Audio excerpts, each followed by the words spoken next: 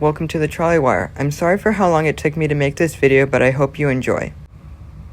When traveling from downtown Sacramento to many different neighborhoods in the area, it is common to take a bus or occasionally light rail to reach your destination.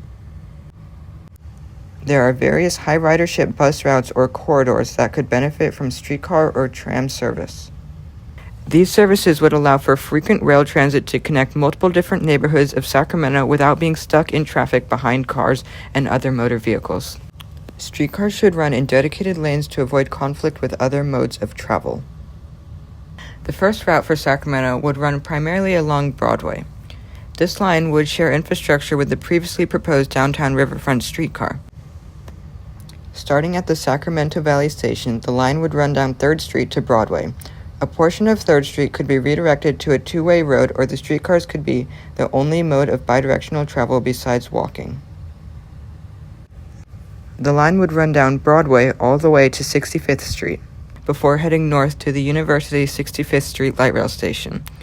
This line would serve the neighborhoods of Downtown, Southside Park, Land Park, Curtis Park, Oak Park, Tahoe Park, and the University 65th Street Transit Center.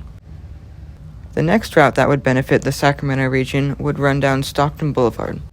This route could travel from Sacramento Valley Station through existing light rail infrastructure on the Gold and Blue lines on 7th and 8th Streets to K Street.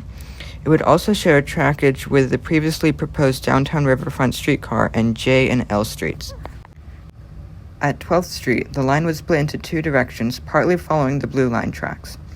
The section on 12th Street would be short, heading east-west again on J and L Streets. A large portion of the line would be split in two directions on separate streets through downtown and midtown due to various one-way streets in the area. At Alhambra Boulevard, the lines could rejoin before running down Stockton Boulevard. The line would run all the way down Stockton Boulevard to 14th Avenue, where it would loop through Tahoe Park and the UC Davis Medical Center. The loop would use 14th Avenue, 53rd Street, Broadway, 50th Street, and 2nd Avenue. On Broadway, the trackage would be shared with the Broadway line.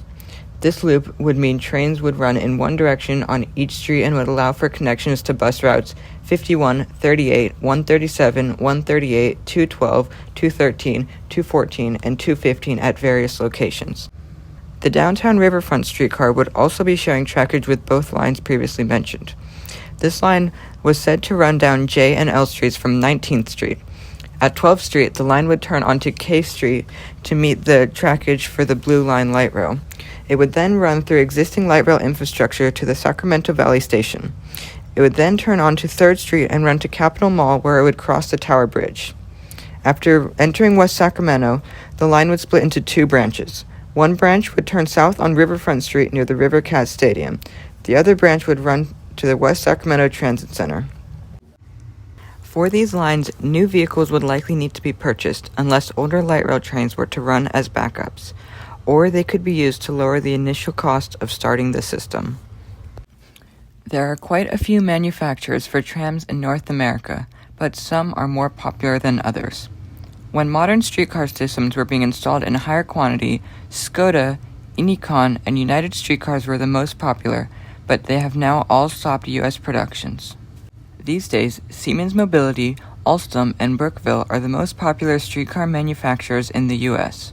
There are also options available from Construcciones y Auxilia de Ferrocarriles, also known as CAF, and soon there may be options available from Stadler Rail.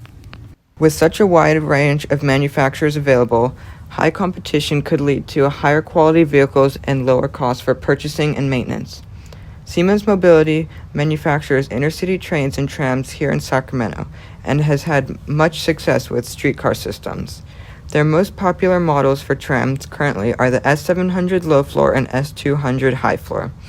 An S700 streetcar model would be best suited for Sacramento because the low floor would allow for easier boarding, and the shorter streetcar model would be beneficial for tight turns necessary on parts of the system.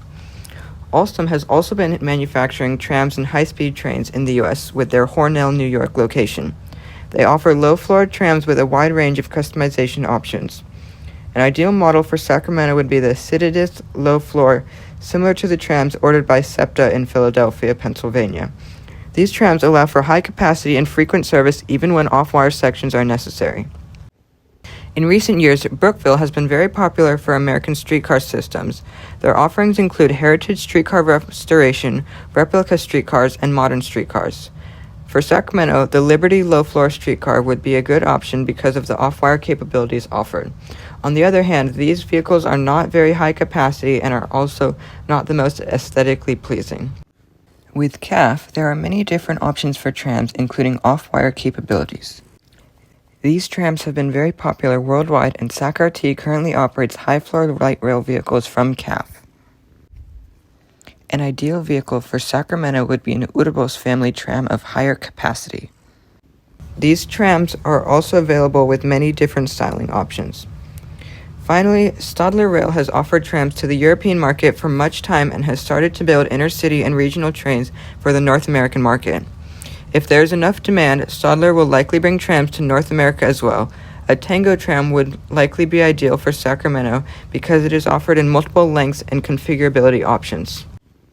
With these new streetcars, more track and right-of-way would need to be obtained by SacRT. For the best service, trams should be in separate lanes down the center or side of a roadway.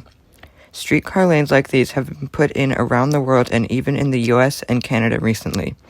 With these lanes, streetcars can operate at higher frequency and with signal priority. Either lanes down the middle of the road with platforms on either side of the track or in the middle of the tracks, or lanes down one side of the street would be good options for Sacramento, although two tracks next to each other are more ideal for passengers. When putting in streetcar lanes, roadways would need to be reconfigured to allow for higher streetcar capacity and lower or shifted car capacity. In many cases for Sacramento, these lanes would require parking or travel lanes to be removed or shifted in the roads. Although this sounds like a large task, it has been accomplished in many cases worldwide. Streetcars should operate every 10 minutes or better in each direction on peak service and every 15 minutes or better on regular service. This would allow for passengers to travel to their destination without worrying about when the next streetcar will arrive and would be possible with the dedicated lanes and right-of-way. That's all for today. Thanks for watching.